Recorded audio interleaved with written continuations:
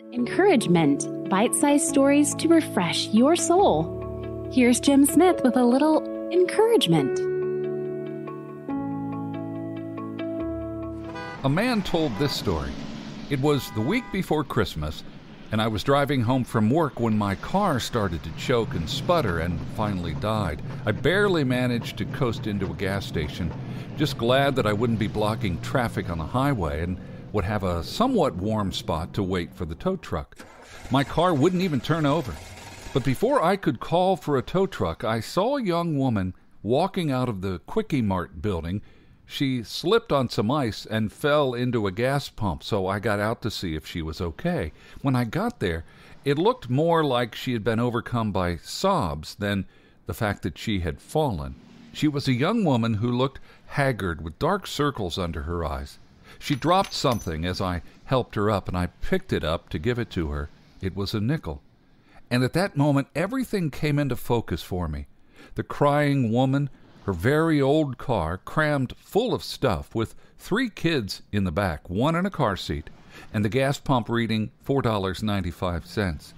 I asked her if she was okay and if she needed help, and she just kept saying, "I don't want my kids to see me crying." So we stood on the other side of the gas pump from her car. She said she was driving to California and that things were very hard for her right now. So I asked, "And you were praying?" Well, that made her back away from me a little, but I assured her that I wasn't a crazy person, and I said, "He heard you, and he sent me." I took out my credit card and swiped it through the card reader on the pump so that she could fill up her car completely, and while it was fueling, I walked to the next door McDonald's and bought 2 big bags of food, some gift certificates for more, and bought her a big cup of coffee. She gave the food to the kids in the car, who attacked it like wolves, and we stood by the pump eating fries and talking a little. She told me her name and that she lived nearby. Her husband left 2 months ago, and she'd not been able to make ends meet. She knew she wouldn't have money to pay the rent January 1st, and finally, in desperation, she called her parents, with whom she hadn't spoken in about 5 years.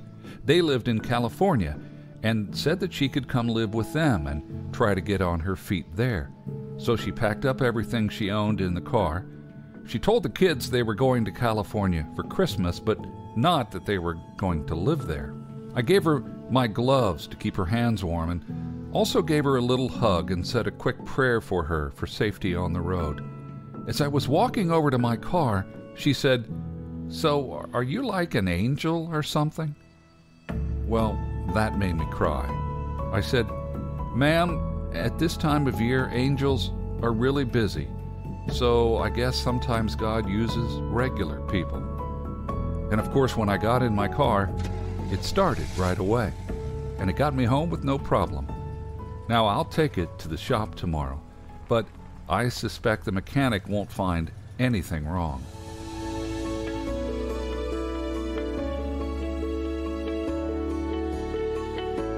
Thank you for listening to Encouragement. If you've been refreshed, don't forget to subscribe, leave a review, and share a little encouragement with someone you love. Encouragement is a podcast from Family Radio. These stories are just a taste of the stories you can hear every day. Listen at familyradio.org or find more encouragement on the Family Radio app.